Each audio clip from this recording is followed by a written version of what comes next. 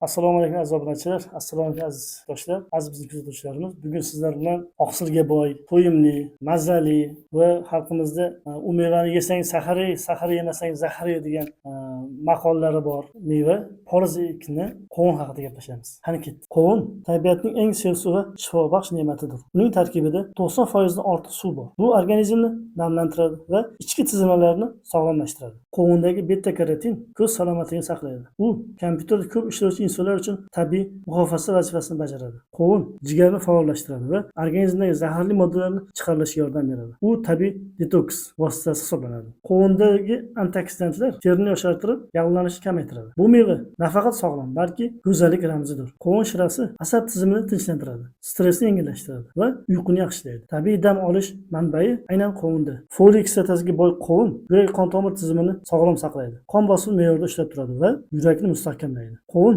vitaminlar va minerallarga boy. U sog'lom ovqatlanishning ajralmas qismi va har bir xonadon uchun tabiiy shifo manbaidir. Xulosa o'rnida shuni aytish mumkinki, qovun shunchaki meva emas, balki u tabiat tomonidan berilgan tabiiy doridir. Qovunni muntazam iste'mol qilish organizmni tozalaydi, yurakni himoya qiladi, terini yoshartiradi va ruhiyatni ko'taradi. Lekin shu narsani unutmang. Qanday diabeti borlar, hazm sistemasi muammosi borlar, ehtiyot bo'lib iste'mol qilganlari ma'qul. Bizni kuzatishda davom eting. Bundan qiziq ma'lumotlar hali oldinda. Xayr, salomat bo'ling.